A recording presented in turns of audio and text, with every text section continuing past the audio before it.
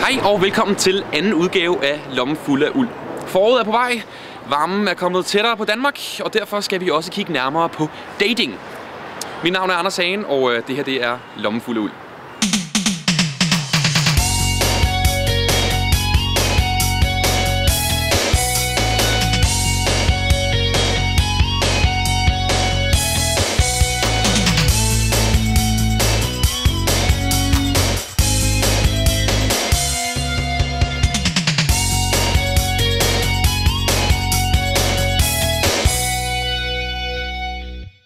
Dating er overskriften i dagens udgave af Lommen Fuld af Uld. Og på trods af, at jeg selv rigtig gerne vil ud og finde kærligheden, så er det altså ikke mig, der skal være the date person.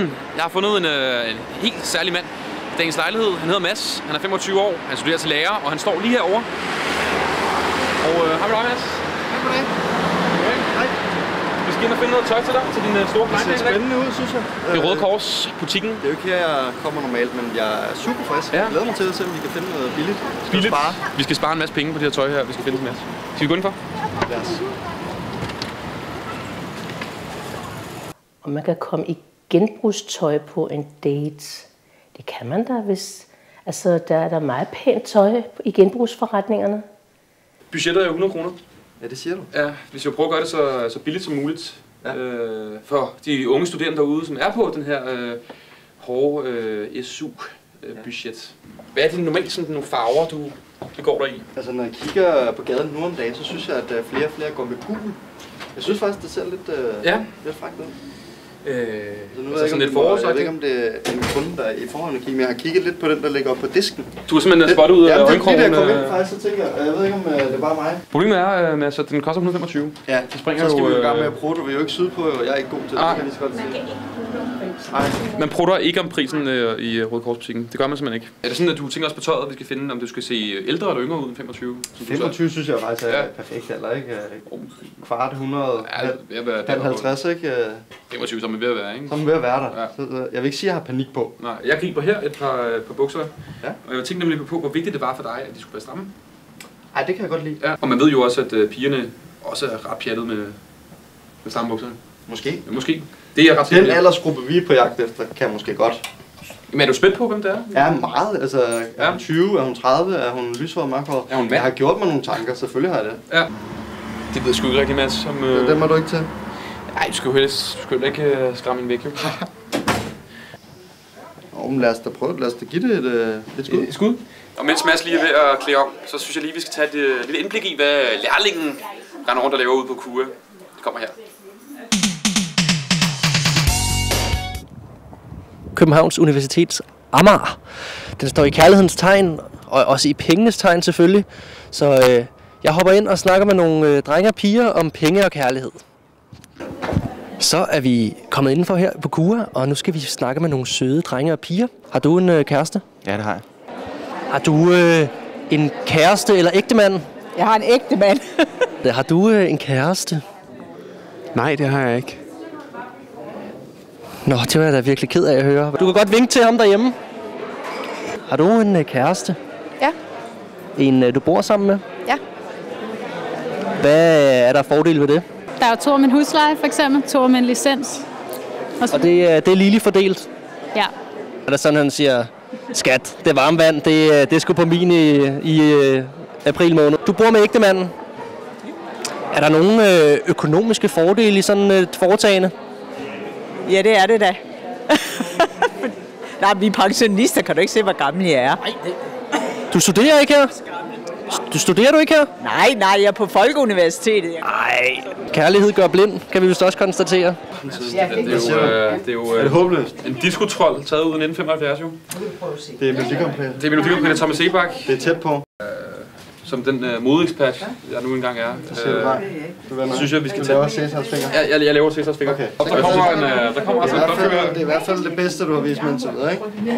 Og til det budget, vi har, så... Føler du dig tilpas? Ja, det gør jeg faktisk. Så det er så muligt at købe en billig og smart skjorte, som man i hvert fald godt kan føle sig tilpas i til en blind date. Og Mads, har du nogensinde været på en speed date? Nej, det har jeg faktisk ikke. Det har min lærling været ude og se nærmere på for et par dage siden, og lad os se, hvordan det så ud. Så er jeg ankommet til Københavns K's kærlighedsoase Schusbar, og jeg har arrangeret en speed date session. Der har været rift om pladserne, der har været massevis af mennesker, der har attendet på Facebook, så lige om lidt, så strømmer det ind med kåde unge piger, som jeg skal date. Og jeg skal finde ud af, om de har nogle penge, så det bliver spændende at se, om jeg kan finde mig en rig dame. Men jeg tror, at den er lige op over, så de er her nok hurtigere, end du kan nå at sige iskold fadøl. Det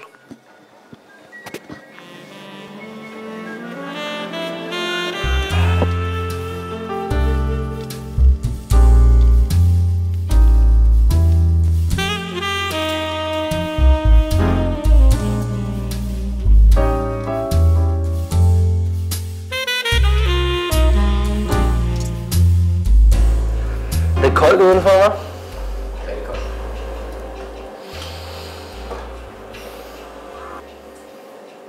Så du rejser over i går?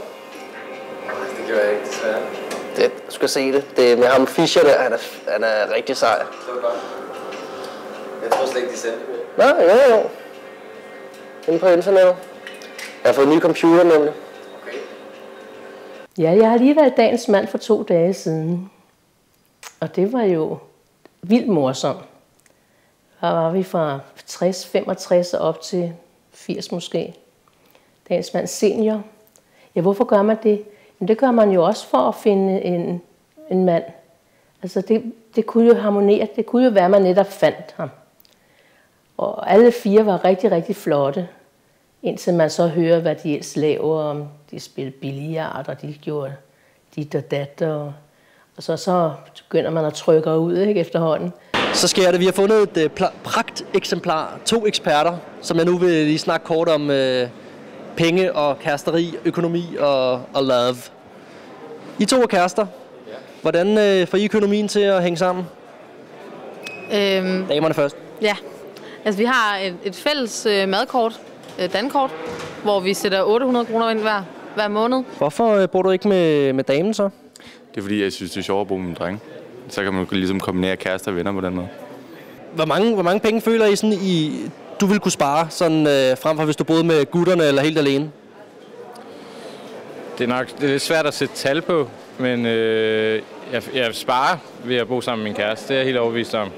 Så drikker jeg nok heller ikke helt så mange bajer og sådan noget, som jeg ville gøre, hvis jeg boede sammen med mine drengevenner. Hvad hvis du nu fandt en, der havde nogle flere penge, ikke? En med lidt tykkere tegnebog. Kunne du så finde på at skrotte den gamle krave? Nej, det kunne jeg ikke. Er der andre fordele end de økonomiske? Ved at bo sammen? Ja, med at bo med fyren. Men når man elsker hinanden, så er det jo altid ret at bo sammen. Så hvis du fandt en med endnu flere gyser, kunne du så flytte ind i hans palæ? Det ved jeg ikke. Det er ikke rigtig noget, jeg tænker på. Er det noget, du vil anbefale andre at tage og finde en kæreste, og så flytte sammen med ham eller hende, så kan man spare en masse penge? Nej, ikke af økonomiske årsager. Så man skal heller ikke blive gift på grund af de juridiske omstændigheder. Hvad skal så være afgørende for det hele? True love. True love. Det kunne være, at du mødte ham en dag. Han kom ridende forbi. På hvad? En hvid hest? Ja, en rød Ferrari måske. Altså, hvis hun var møgrig. Altså, vi snakker Paris Hilton-rig. Nej, det gider jeg ikke. Jeg er sgu ligeglad med penge. Det er true love, kærlighed til folket. Ja, man skal ikke se penge første på at se. Nå, det vil jeg tage til efterretning. Og tak til lærlingen. Nu står vi her foran Bankoforeningen her på Østerbro, hvor Karen er klar til at gå ind på den store blind date med Mads. Er du nervøs? Lille smule. Ja, det kan jeg godt forstå. Har du prøvet det før? Nej, det har jeg ikke. Det er første gang. Det har Mads heller ikke, og han har været meget nervøs, men jeg tror, han er klar nu. Så skal vi ikke bare bevæge os ud i det? Jo, det synes jeg. Følg med. Altså, når han skal møde pigen og skal ud på dates med hende første gang, så starter man med at give en hånd. Men i dag, der kæler man jo med alverdens mennesker.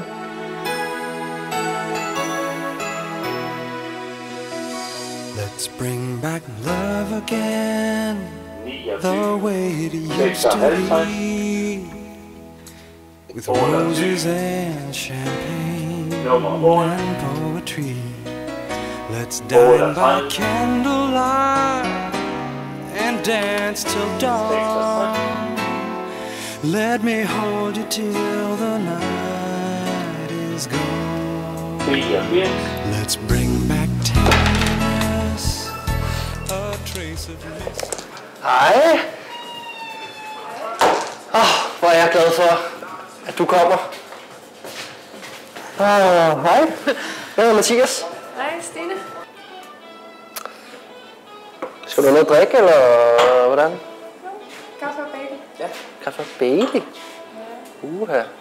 Jeg har fået den her geniale idé, sådan, hvordan aftenen ligesom skal forløbe, og fået arrangeret det med sådan en klokke. Ding! Og så skifter vi emne, og så snakker vi ligesom en masse forskellige ting, og ligesom kommer rundt om det, og forhåbentlig lærer hinanden rigtig godt at kende. Hvad siger du til det? Det er fint. Super. Kan vi få emne nummer 1? Første emne er Justin Bieber. Justin Bieber. Hvordan har du det med sådan nogle børnestjerner, og du ved, de er jo meget rige og har mange penge og sådan noget, noget du kan sådan identificere dig med på en eller anden måde?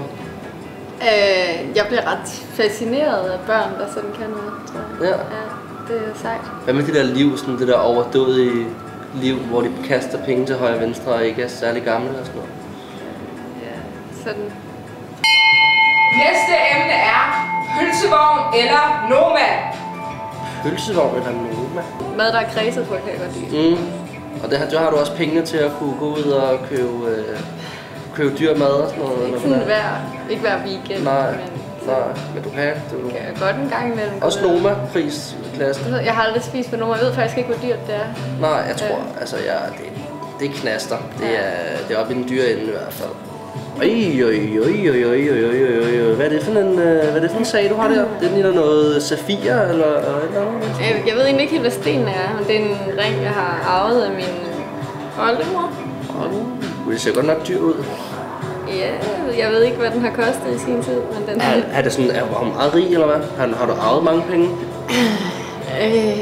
Jeg har faktisk ikke rigtig nogen fornemmelse af, hvor velstillet min oldemor var. Nej. Jeg tror, hun var meget sådan almindelig i virkeligheden. Tak for en rigtig hyggelig snak, og tak fordi du kom og gjorde det her engagement til en succes. Jeg var fandme, skal jeg indrømme, jeg var kort sekund være bange for, at det skulle blive sådan helt akavet og pinligt og sådan noget der.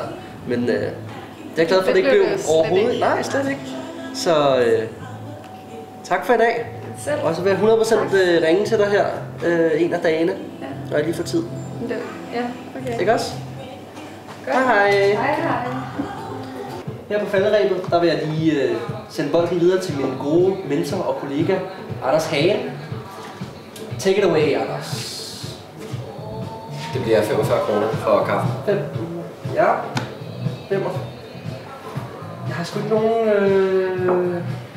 ikke nogen penge. Du er nødt til at betale. Jeg tror, det er... Ja, det er godt. Det var det i hvert fald. Kom godt hjem. Lige måde. Og pas på dig selv. Og held og lykke med dit studie. Det kan være, vi ses jo. Det kan være. Hej. Ha' det godt. Hej. Og nu kommer det meget direkte spørgsmål. Hvad synes du om ham? Han er da meget sød. Det var Fordi det kunne jo være, at man fandt den eneste ene. En eller anden dag, der gør man det jo også. Går jeg ud fra. Der må jo være en eller anden, der gemmer sig derude. Skal I ses igen, tror du? Måske. Nu må vi se. Okay. Jeg krydser fingre herfra i hvert fald. Og Mads, hvordan gik det? Jeg synes faktisk, det var meget hyggeligt.